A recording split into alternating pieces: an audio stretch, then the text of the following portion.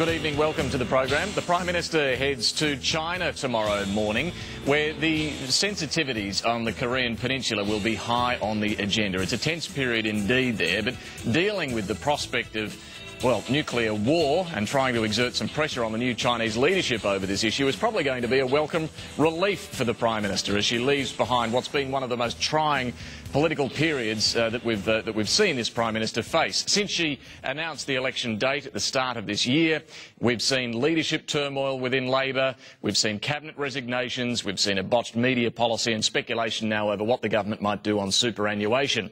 Today, the Prime Minister was trying to shift the attention back onto some good economic news, and there was some good economic news today, but Labor has been struggling to get this message across. That will be the test between now and the election. Joining us this evening to look at the visit ahead for the Prime Minister and some of the other issues of the week, we're joined by Labor MP Ed Husic. Julian Leeser is the former Executive Director of the Menzies Research Centre. Miriam Lyons is from the Centre for Policy Development. And Liberal MP Josh Frydenberg. Welcome to you all. Let's start with the Prime Minister's visit to China. It's an important one, 5 days in China. Josh Frydenberg, first to you. What is the most important thing the Prime Minister needs to do on this visit? Well, the most important thing is to talk about North Korea, because the one country that does have some influence and some leverage over North Korea is China. They're a supplier of oil and they're a supplier of food to an otherwise impoverished state. And we need to bring all the pressure we can on China to bring some sense to the North Korean leadership, because Kim Jong-un is only 29 years of age. He's unproven. He's unpredictable. He has an army with more than 1 million men. He has up to 12 nuclear weapons, and he has sophisticated ballistic missile technology. So there could be a miscalculation on the Korean Peninsula that could spiral out of control, and the one country that can get North Korea to stand back from the brink is China. So what should the Prime Minister say about North Korea? Well, just how important it is that we get some stability back onto the Korean Peninsula. And this type of rhetoric from the North Koreans, and it's now more than rhetoric, they've closed down the Kaesong industrial plant that had both the South Koreans and North Koreans working together. They've also moved their combat troops onto a new state of readiness. So it's much more than just rhetoric. And the Prime Minister just has to emphasise how important it is that we get some stability back there. There's also been reporting today in relation to North Korea that a mid-range missile has been moved to the east coast, which would allow it to strike Japan and South Korea, I think. So, look, the signs there are really concerning, and the difficulty is knowing whether this is a bluff or whether this is something more serious. That's absolutely right. And the point is, the Americans have about 35,000 military personnel in Japan and about 30,000 troops in South Korea. Now, the Seoul is only 30 kilometres away from the demilitarised zone, of which the North Koreans have about 10,000 artillery pieces pointed directly at Seoul. So American troops are actually in the firing line of the North Korean artillery, and that's a real concern. So you don't have to think just about Guam or Hawaii, where there are already American bases, or indeed the American mainland. I'm thinking even closer to the peninsula there. Miriam, how worried are you, and should we be, about North Korea, do you think? I think one of the real problems with this is that you never know exactly how worried you should be, right? So, you know, I really pity and empathise with what it must be like to be working in intelligence or security right now and having to actually, you know, judge whether or not the latest declaration that this means war actually means war. You know, it's just really hard to read between all of the frothing at the mouth. I agree that, you know, obviously this is going to come up with the Prime Minister's visit in China. I suspect that China doesn't really view Australia as a source of influence on foreign policy as much as a source of... Even if the Prime Minister says all the right things, is it going to make any difference at all to the Chinese? Look, I think we're probably in a better position to be having a conversation like that now than we were earlier, after the Australian and the Asian Century white paper came out and kind of toned down some of the language about the growth in Chinese power as a real threat that we'd seen earlier under the Rudd government. So I think that may have made things easier. But whether it gets taken seriously is another question. Well, yeah, China's got a lot on its plate.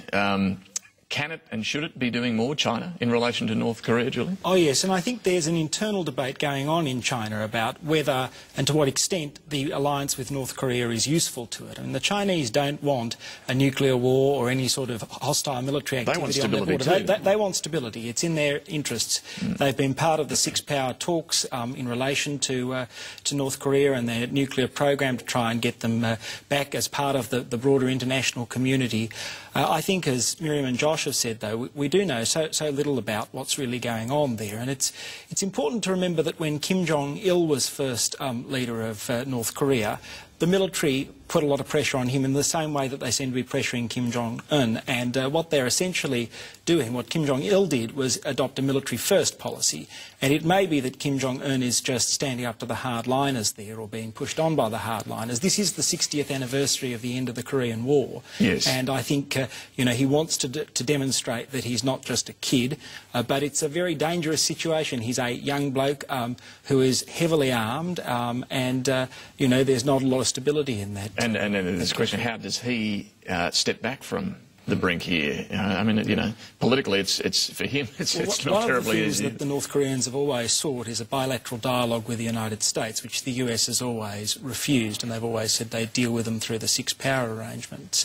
And that may well be one way of resolving this issue, but you know, part of this is all for domestic consumption in North Korea as well, about demonstrating. I spoke to an academic during the week, an expert on North Korea, who argued that one thing Australia could do is build stronger diplomatic ties with North Korea, reopen an embassy here, perhaps reopen an Australian embassy there. Ed Husick, is that way off the charts, or do you think there's some merit in that?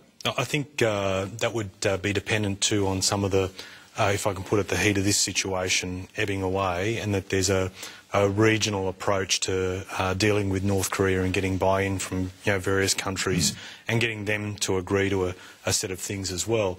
I think it was Kyung La who was talking from CNN, talking with Kieran Gilbert yesterday, who really emphasised to the point that we shouldn't forget the internals, the domestic politics within North Korea as well, that shouldn't be, you know, overlooked. And I think I'm very mindful of that in terms of the comments that you're making, Miriam, about, you know, you don't know, you know, whether to see this as bluff or serious. You have to treat it seriously.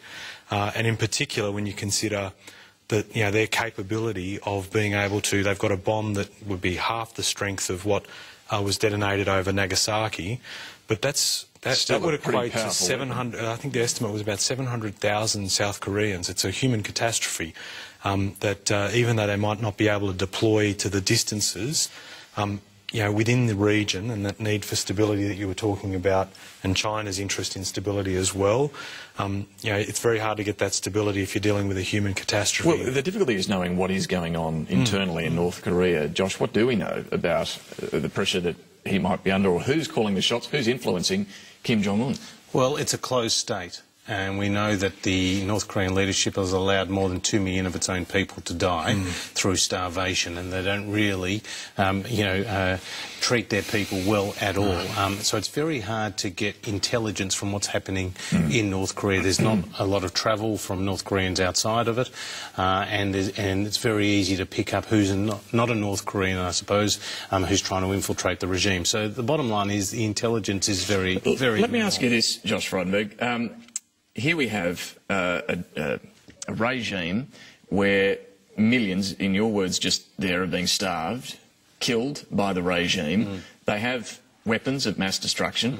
What's different about the situation here and that in Iraq, where the Bush administration, the Howard government and Blair went to war? Well, we didn't think that they had necessarily nuclear weapons. We thought they may have weapons of mass destruction. They'd use gas agents against their own people. But there is a big difference when a country the fact that they have weapons of mass destruction. And there's actually evidence that they have. Well, they have 12. They have up to 12 nuclear weapons. But the justification for going to war in Iraq was that they had a weapons of mass destruction program. That they had a weapons of mass destruction program. Turned out not to be true.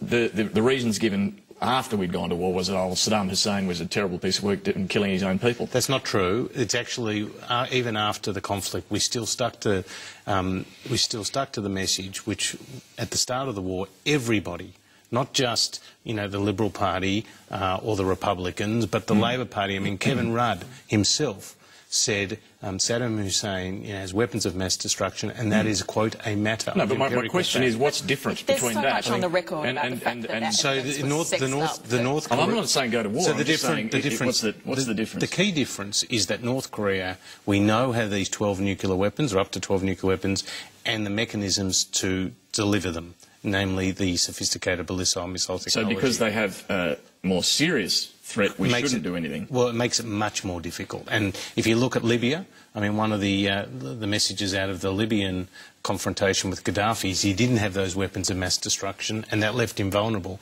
And by the way, the Syrians and the Iranians know that as well. I mean, in Syria we know that they were being helped by the North Koreans to develop a weapons of mass destruction program, and, you know, the Israelis took that out. Now, the reason why they were developing that program is they didn't want to be targeted. The Iranians, so too, are hell-bent on developing a nuclear weapons program because they know once they get it, it's going to be so much more difficult for the world to take. But I think coming to your question as well, I think the issue's been that there have been fits and starts on this. You know, North Korea has at one point said, OK, we'll agree to the international community. That's a good point. They've said that that, you know, they would comply and that they'd cooperate and they'd do things, and then all of a sudden they get belligerent.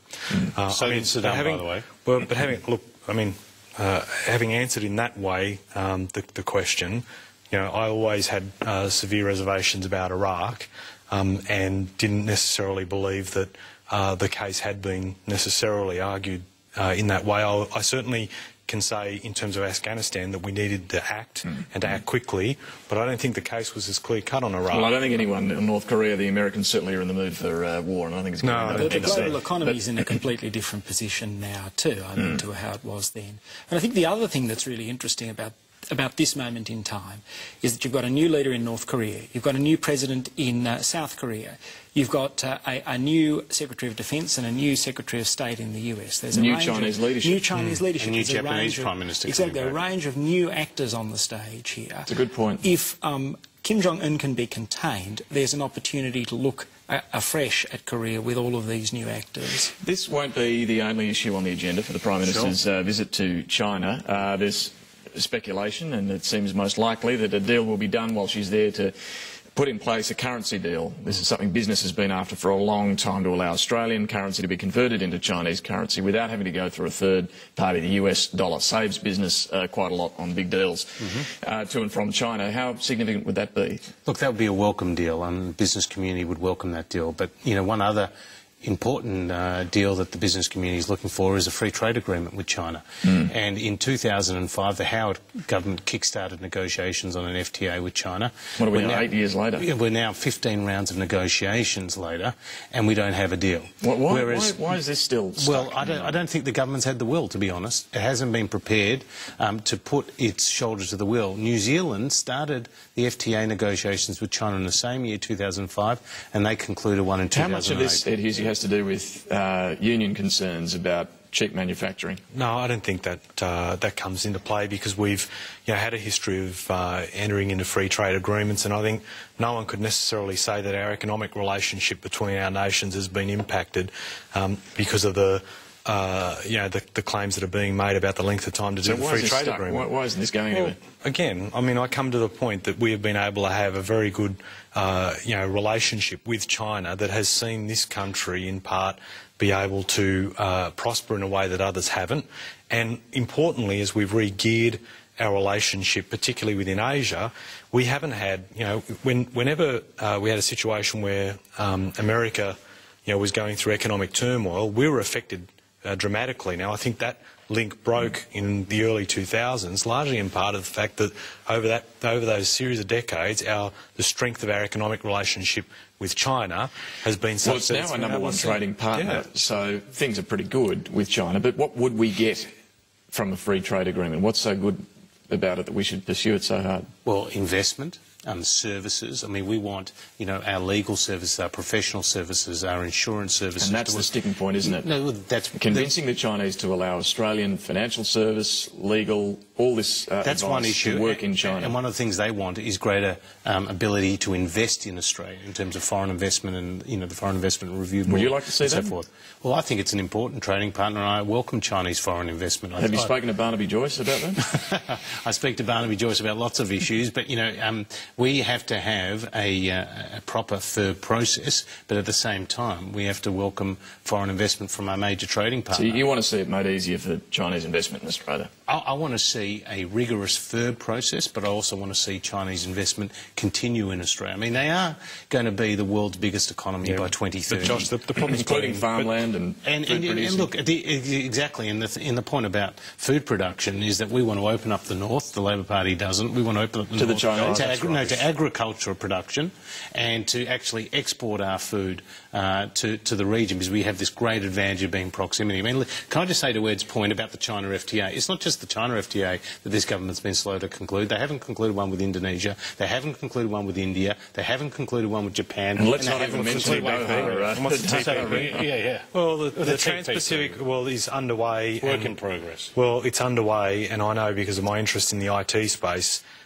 in particular, how those negotiations have been progressing as well. But the thing I would say, coming into the issue of foreign investment, the strength of us being able to maximise the full economic value of that in terms of this nation is dependent on bipartisanship. You guys have had fits and spurts on your side of the fence over the course of the last 12 months about the value of foreign investment, not just in terms of what it does here, but in terms of opening up markets elsewhere. It's hard for Australian companies to legitimately be able to argue we should get access overseas if we have this sort of weird position or debate here about foreign investment. And just the other point too, we do export the bulk of the food that's created that we generate here is exported, overwhelmingly. Just before we leave this issue, would Tony Abbott conclude an FTA with China? He would absolutely make it a priority to do so. Would he conclude I think he would. I actually do think he would. Okay. Can I just say, the benefits and the costs of free trade agreements are usually overstated by the people who are for them and against them ahead of when they come in.